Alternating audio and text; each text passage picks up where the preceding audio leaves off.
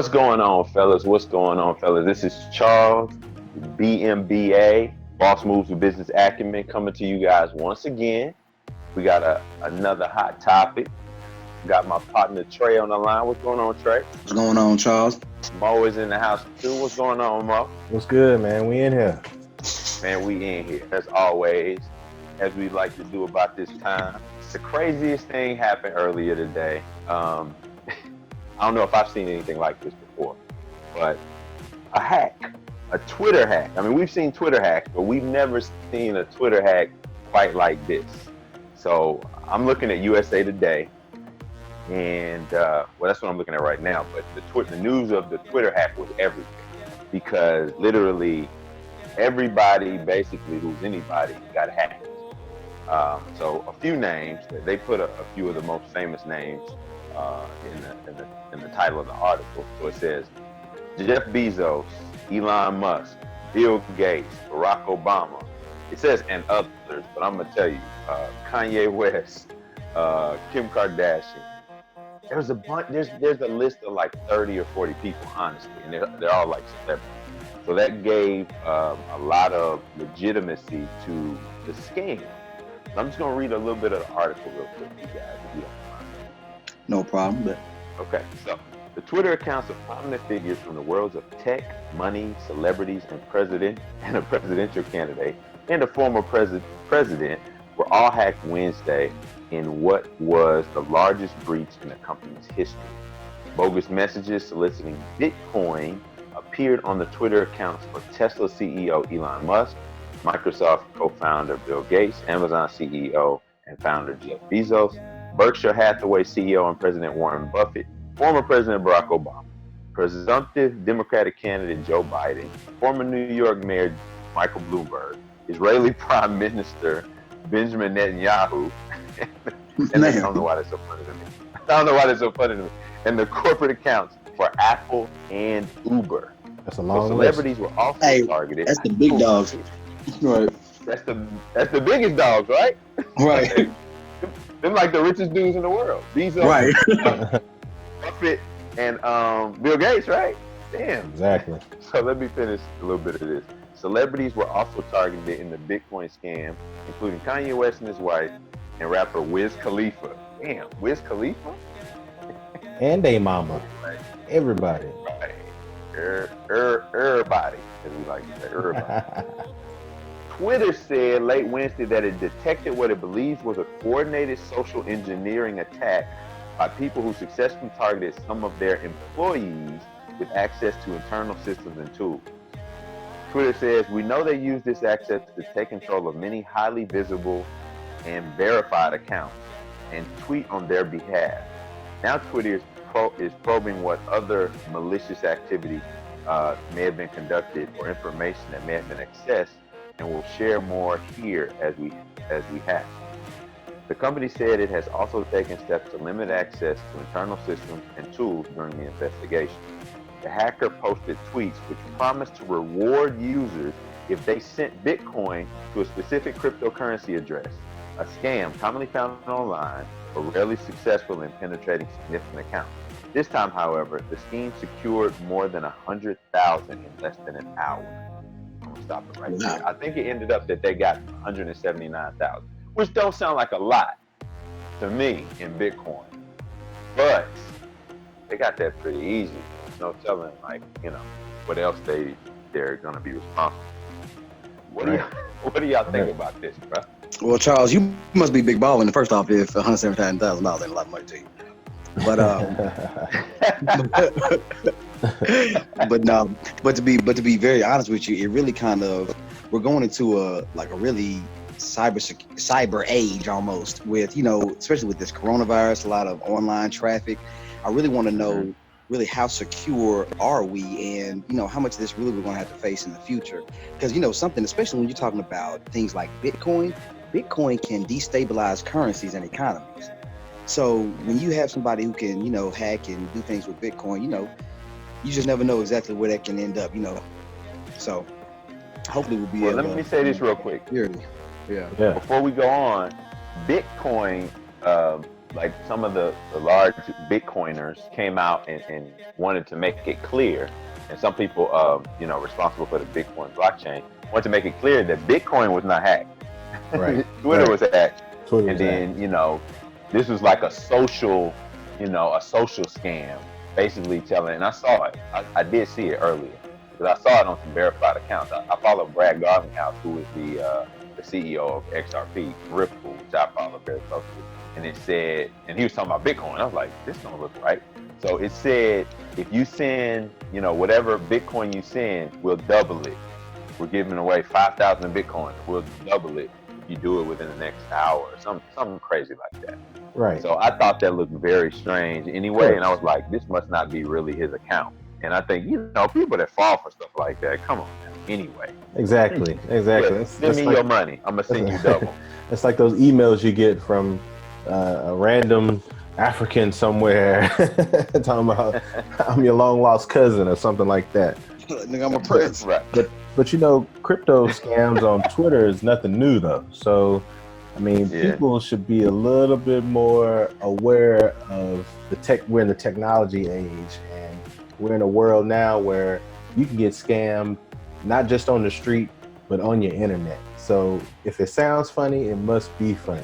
That's what I think. And really, Sound too it good to be reminds true. me of, Probably. Exactly. yeah, I'm about to say, it reminds me of, how they say a fool and his money will soon part. And this ain't to call nobody a fool, but when you have people, I think there's a lot of things going on nowadays where people are really kind of jumping in just random investments. You know what I'm saying? And you can come out with something right now and be like, put $1,000 in, you get 2,000 back, and it's gonna be 20 hits in a minute, just because people really ain't trying to really do no real business and real investments. And I think that's one good thing about our platform, because people really don't think they have the business acumen to really make wise decisions and wise investments. So it's good we're trying to give tips on this platform, because folks going in there with these ridiculous claims and all these getting people together and putting money in and everything, you're gonna end up getting screwed in the head a lot of times. It's pretty ridiculous because it's almost, you see these Cash App scams all the time on your your social media. So I'm not gonna name one, but I mean, this is really exposing Twitter for what it is, because we're getting close to election time now. So this is, we had the election where we had Hillary and Trump, and during that time we had information technology confusion when we had Facebook, and how it sparked so much confusion with what's real and what's fake, and Russian bots. Exactly, with the bots. Exactly. Right. With the bots. Right. So I think this is kind of, it's exposing Twitter in a way to see what's to come with this election year. Hey, Charles, it's funny because go for it. What's up? Yeah, I was just going to ask you to clarify. Did you say that it was saying that people inside the actual Twitter company, or so the hackers pretty much had inside access? Yes, people had That's crazy, employees that had internal access. Employees that had high admin. Now that's scary. That's scary, That's man. crazy. That's crazy because, and what that really points me to is the fact that. So I was just talking to Mo about some stuff that I've been, there's some YouTube channels that I listen to on economics and crypto and what's coming, like with the what the decisions the president is making and what's going to happen with currency. Right. And it's been talking about for the last few months that there's going to be some social media blackouts, and that the government is going to turn on social media. They were talking about specifically TikTok and Twitter. And then this happens. And everybody is looking at Twitter like, Twitter, you the weakest link. Like, because of you, like this, they were able to propagate this scam on people. And granted, it's kind of foolish. However, when you see verified accounts all saying the same thing, all of these prominent people, the blue check, some people might not be that savvy. They're like, oh, it's a verified account. This is Barack Obama. They're doing something special, giving away some money. Cool, let's do it. The great thing, though, I turned it on its head. The great thing, though, is that I think this was the biggest exposure cryptocurrency has gotten in the last 2 years. You got people wondering about what this was. It's all over on all the big news stations. It's on all the big newspapers and all the small newspapers. This scam about Bitcoin. Bitcoin is just the jump off. You know, when people start asking about and learning about Bitcoin, they start asking about and learning about cryptocurrency in general, and then they start, learning about some other stuff. So I think that's kind of it's gonna help it enter into the mainstream. Believe it or not. Right, and I think there's been confusion a little bit on if this was even an inside job, but we know that there was a hack performed for sure. Twitter's investigating. I think even the FBI is in on this, and there's sort of the FBI is definitely in on it. Yeah, the FBI is in. Former president and presidential candidate. Right. Hilarious. And the richest man in the world. There's a real management and the richest issue. man on the planet. Right. Right. 100%. There is a management issue. There's a big management issue, and like I said before, this is opening up floodgates for intervening on our election year this year. So, hopefully Twitter gets their act together. It's not a Bitcoin problem; it's a Twitter problem. So we need to get to the bottom of this Twitter problem, one way or another. And at the same time, it has the positive thing is that it puts Bitcoin out there. However, I don't think it's that much of a positive light, especially knowing that our president, Donald Trump, does not like Bitcoin. He specifically has a problem with Bitcoin and speaks negatively on it whenever he can. That's not to say that at the same time, he's working, the government is actively working with other cryptocurrencies. So I think that's going to be a part of our official future. I was just reading about how the new head of the Federal Reserve, a lady she's been nominated by Trump. She's likely to be, I think on the 21st, which is Tuesday. I think she's going to be confirmed by the Senate. Her name is Judy Shelton, and she is, cryptocurrency forward. But most importantly, she wants us to return to a gold standard. She wants our money to be worth something again. So she wants us to return to a gold standard. I don't think she would want it. She's talked about how it can't be done in a traditional way, but what she said out of her own mouth, fellas, is that she thinks it can be done in a cryptocurrency sort of way. Interesting. So start doing some research on that. Like that's gonna. And you talking about crypto actually backed by gold? Yes, sir. Wow. Well, I mean, first off, okay, you'd have to actually get it back from the people who actually stole all the gold. That's first. And I don't see that actually happening. But I do think that what she's saying would actually give value to currency again. But the people who took it off the gold standard took it off for a reason. So putting it back on really kind of reversed their whole policy. But that's the conspiracy theory. That's where all this massive, 80 and 90% inflation in the last 30 years has come from too. I think it was an idea that ran its course, like taking us off the gold standard. But and what you make a good point about where the gold is and who's gotten the most gold and who's stolen the gold and all of this. However, we just really don't know, man. Like all the largest countries in the world have been accumulating gold, including us, have been accumulating it for the last 15, 20 years. Yeah, easy. When I say accumulating, I mean stealing it. I mean finding it, buying it, however they can get it. So, I mean, we really don't understand or know how much what our country specifically really had. And I think it would put us, if it was in its current form, if we just said, okay, back to a gold standard. Traditionally, it would put us in a really bad position because I think there are other countries that have way more. China has way more right now. few other countries have, well, it would seem that they all have way more than we do. So that would put us in a lower position as far as currency. But I don't know.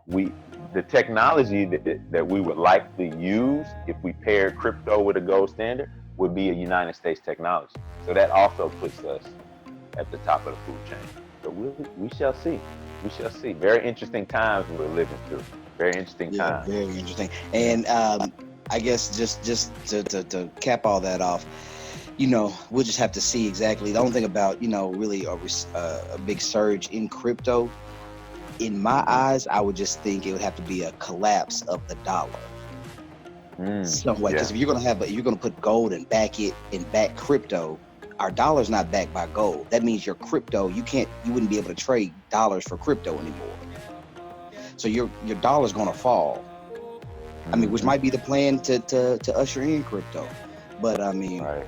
we'll just see how it goes. But I think that's an interesting point, just not as easy as it sounds. I don't think. It is right. I don't think it's gonna be as simple as it sounds. Like, oh yeah, we're gonna go back to the gold standard. Like that's right. That's not something we could just do. And it might even be a percentage thing, whereas, we're talking 40% gold standard, 60. I've even heard, read stuff about that. 60% gold standard. You know what I'm saying? Like where the currency is backed 60% by gold and the rest on. Right. Yeah, I know. Or whatever. Something's gonna happen though, because I've read today that in the past 2 years, transactions, like 2 or 3 years ago, transactions in cash were only like 31%, and they've already dropped down in the past like 3 years already to like 25%. So out of all transactions, only 25% even involve cash anymore. Yeah. So really, it's almost silly to even be really involved in cash like we are.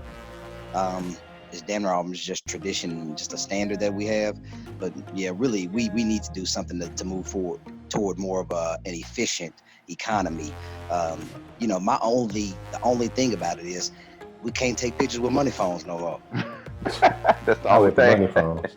Not the money phone. Man, you can. Yeah. It's gonna be like holding a stack of notebook paper. Exactly. And they still not gonna answer. They still not gonna answer. They still not gonna answer. They said the money's calling. Oh, and nobody answering. But I mean, we know that money is the power of the dollar is decreasing every year anyway. We already know that. And I think it's about 15% a year, about annually. So, I mean, it's only a matter of time before something steps in. Like you all already said, the transactions of cash itself has already decreased. So, I mean, the trends are already going that way. It's just a matter of time. I'm sorry, I was going to say, we're talking about the transaction decreasing. Think about what the reading's going to be when we finally measure for the last 3 months. Think about the cash transactions during this pandemic. Yeah, you're right. Right. Like, oh man. Not to mention the last couple, I think it's just been the last few weeks, there's been a shortage on coins. The fuck? Come on, like a shortage on coins. That's crazy. A bunch of places I go to say, hey, we can't give you, we can't give you coin change, so you gotta have exact change. Wow. Wow, that is interesting. That came out of nowhere for me. So people holding on to everything. They were holding on to everything. Literally. Correct. Literally. That is crazy. But Trey, I think you was about to say something. I was just going to say, I was just going to add on to what Mo was talking about. In the past 107 years, the value of the dollar has gone down 95%. So ever since like 1913, the value of the dollar has gone down 95%. That's why, I talk about the economy collapsing, I laugh and say it's a conspiracy theory, but to be honest with you, it's really mathematical. I mean, you can't stop the dollar from collapsing. The dollar will collapse one day. It's really just a question of when, and really all they're doing when they pump up all this money into the economy, even with Corona or with the banks back in like 2008 and 2009, I mean, really, it's almost like just to kind of help stop the bleeding a little bit, trying to help stop the hemorrhaging. But they know good and well that the economy will collapse. It's inevitable. Oh yeah. It's cyclical, It is. You can tell, at least on a layman's level, you can tell the dollar means nothing. And you can't go to a fast food restaurant and get anything off the dollar menu for an actual dollar. So the dollar is not the same anymore. No, it's not the same. $3 on the dollar bill. That's one way to look at it. Right. Hold on, man. I said on the layman's level now. I said on the layman's level. Moses with his microeconomic analysis. You know, hey, you got to take it there. Hey, He's like, used to go to Wendy's, use the get that dollar 99-cent nuggets. Can't do that no more. That's hilarious. Yeah, man. We was popping. We know what's happening in the '90s, so we remember that. Like, we remember the dollar menu. The dollar. When it was Literally a a dollar. dollar, right. No longer. But I think I think we should leave our listeners with a little bit of homework. Just to, some of this stuff, it gets pretty complicated, and you really have to kind of connect the dots when you're talking about the economy and money and the gold standard. Like we've talked about some pretty, some hairy issues that people don't really consider on a day-to-day basis. But it's going to become important, on a macroeconomic level and a microeconomic level eventually. So I just think people should, one of the names we mentioned, Judy Shelton, who is probably this coming week about to be confirmed by the Senate as the new Federal Reserve Chair. That is important, especially since the Fed was kind of nationalized by the government. The Fed has always been a private company. A lot of people didn't know that either. But the Fed was pretty much taken over by the Treasury this year under Donald Trump. So it's some interesting things happening. So people need to look up Judy Shelton. Another name, a lady named Christine Lagarde, who was the head of the IMF, International Monetary Fund, who are also daily having these meetings with the people that really run finance on Earth about cryptocurrency, about CBDCs, which are central bank digital currencies. They're trying to create a digital currency for each country. We talked a little bit about it before. China is jumping ahead of everybody and getting it popping. I think they just announced that they're going to test it. Like now, they're about to test it with some kind of, I forget, I'm having a brain fart, but they're about to test it in some very specific way with their population. Of course, with China, it's going to be a requirement. but yeah, I just think folks should, do a little bit of scouring of the great Google and look up some of these names and see what's on the way. Because, I think if 2020 has shown us anything, is that it's unpredictable. Yeah, it's about to get heavy, yeah. And the change. Yeah, it's gonna get heavy. And I think investment, which is, this is BMBA. We're all about investment. And I think if you're in investment, you have to be all about speculation. And you have to speculate. You have to kind of try to think about what's coming, what's on the way. Sometimes there are a lot of educated guesses, a lot of connecting of dots. But that's, as investors and people that are into that sort of thing, that's kind of what we have to do. And we want to help people do that. So everybody, check out bmbainvesting.com, where, we can give you a leg up in the world of investing. If you're looking for some type of funding, you have a project, we can review it, we'll look at it. If you need some tax help, help starting an LLC, help deciding on which type of company to start, we can be your standard bearers in that way. So check us out, bmbainvesting.com. Maybe we can help you. Absolutely. Follow us on Instagram, bossmoves_BMBA. We drop gems on there as well. So look us up. Man, we got some serious gems coming through Instagram lately, man. Mo, what's up with that, bro? I like that stuff. Oh man, it's out there. It's just about finding. That's what's up. That's right, man. So with that, I think we can end it there, fellas. Great discussion. We hit some heavy subjects really quickly, and sometimes we gotta put these things into digestible bites. Once again, this is BMBA Investing. We're gonna go ahead and take it out. We're out. Peace.